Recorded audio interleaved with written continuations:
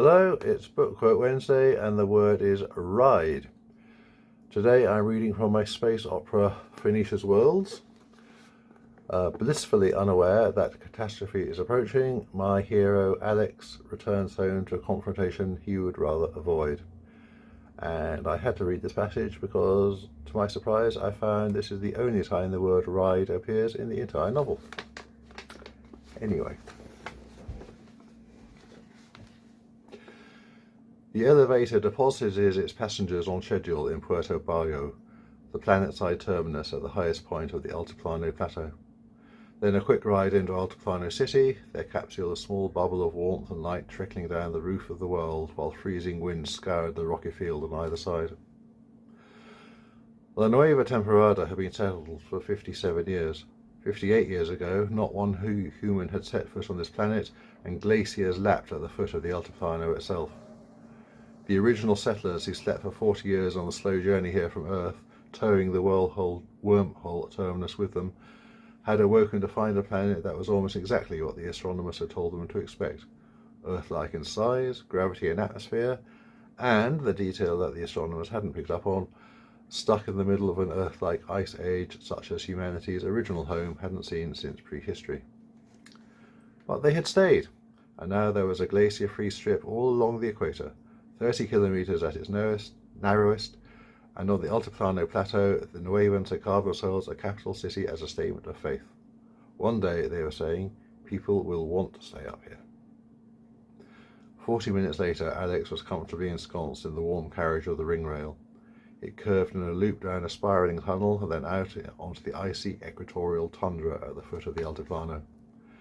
A ring of hoops stretched dead ahead, shrinking into the distance, and the ring rail picked up power until it was a supersonic needle threading its way through them towards the southeast.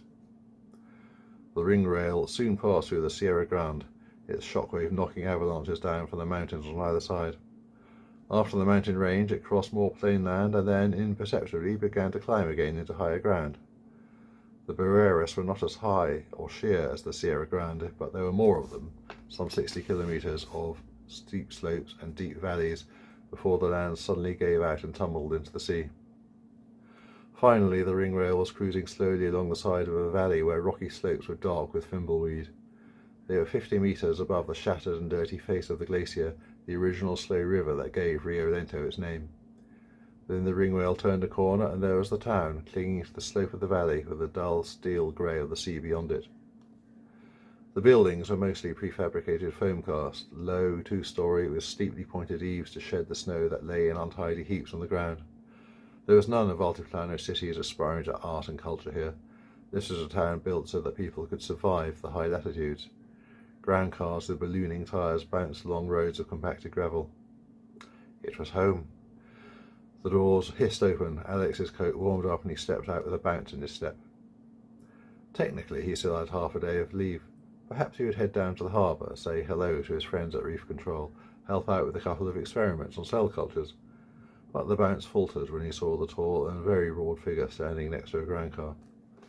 Then he decided he had nothing to be ashamed of, and he put the spring back as he walked up to the man.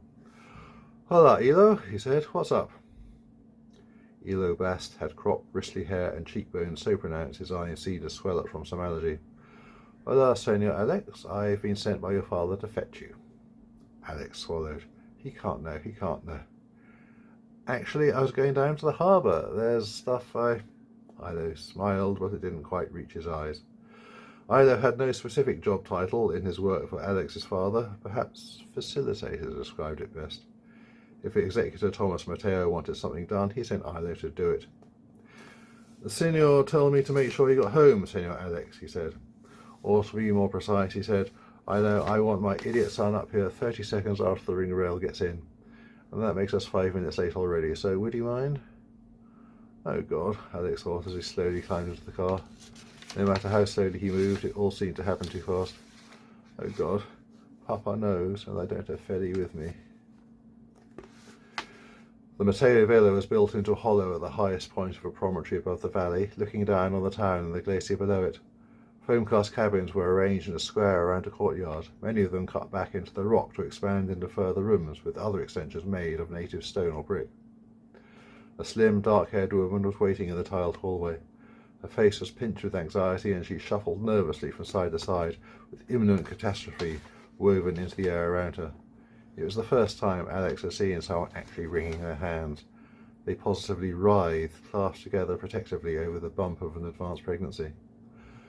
"Hola, Maria," Alex grunted as he pushed the door open.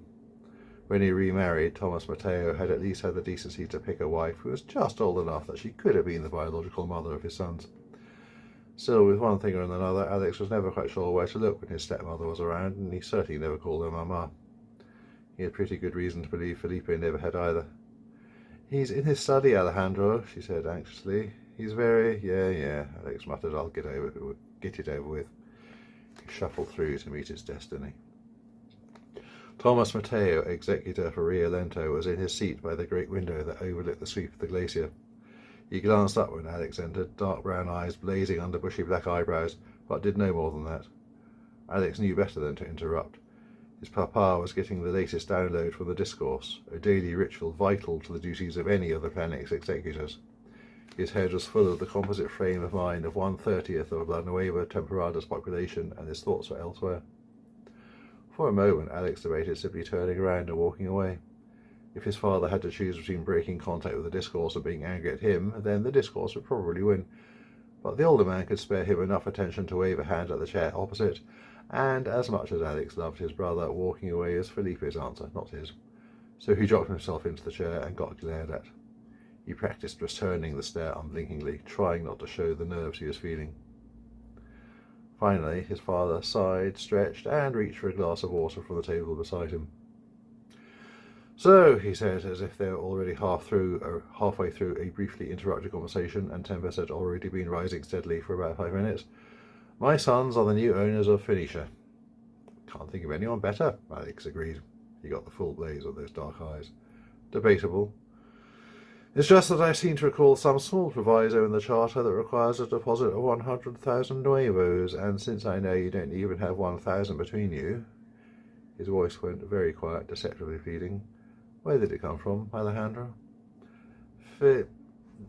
Alex decided he wasn't going to shift all the blame onto his absent brother, though Felipe was the one who had driven the whole thing.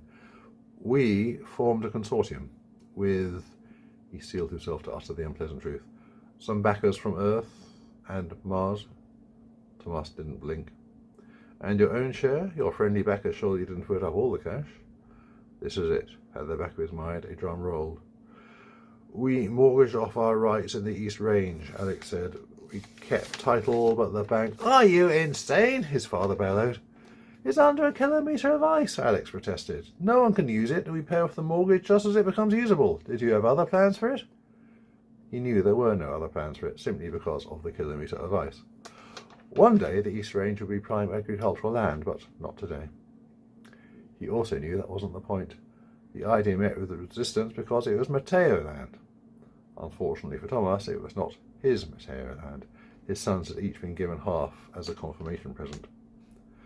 "So you have a starship," Thomas said, the sneer a bare fraction of a tone away from his voice. "Your very own toy."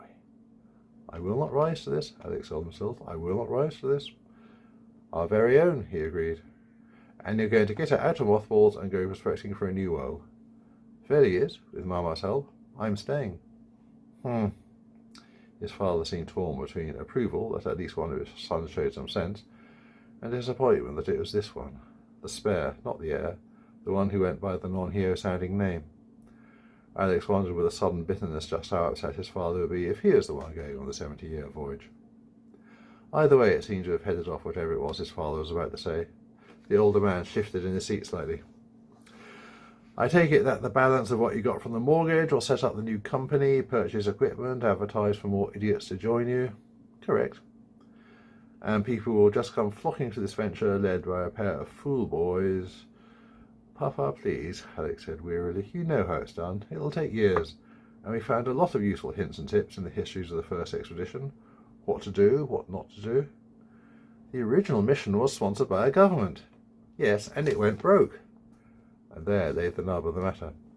It had been the last of Earth's dictatorships that had built Phoenicia, and it had fallen bankrupt in the 4 decades it took the ship to arrive at its destination. Earth today would find it hard to build another ship like it, and La Nueva Temporada certainly couldn't. Therefore, the ship was unique. Anyone who wanted to travel to another system needed Phoenicia. But now we have the ship, he added, so that's the most expensive item paid for. Spending duties for new equipment will be spread around the consortium, a black box will deal with the admin. Papa, it will work. Suddenly his father was on his feet and pacing. But why didn't you tell me? Because you just stopped us. Too damn right I'd have stopped you. You're both insane, and once I've dealt with you, I'll be on Puerto Alto and letting Felipe knows exactly where he stands too. Alex couldn't help a half smile. His father still couldn't get used to the idea that Felipe was no longer at his beck and call. The pacing continued. It's not too late. There has to be a cooling off period. We can get onto the bank. Papa, we're not going to cool off, and you can't make us. I can get you declared legally irresponsible. If Felipe had been sitting where Alex was, the next line would have been, try it. But Alex always wanted to placate instead. Their expedition wouldn't leave La Nueva Temporada for years. He would really rather have his father as an ally in that time, and after when he stayed behind. Papa, I don't understand why you're so against this, he said slowly. The estate is still our property. Once the loan is paid off, we get all the rent anyway. It's going to be a great venture, and it can be a Mateo adventure. Right. His father snapped the one word as he flung himself down into the chair once more. He rested his chin in one hand and glared at his son. Talk me through this. Phoenicia leaves Nueva with your brother's worthless presents on board in... Well, Alex was about to detail all the preparations still to be made, but a look at his father's face made him get quickly to the bottom line. 5 years? 5 years, for the sake of argument. He travels for 70 years to the most likely prospect, which is 70 years, Thomas said. I'll be 126, I can probably make that. And he finds presumably an Earth type? Well, probably. I can show the astronomical... And then what? I'm sorry? And then what?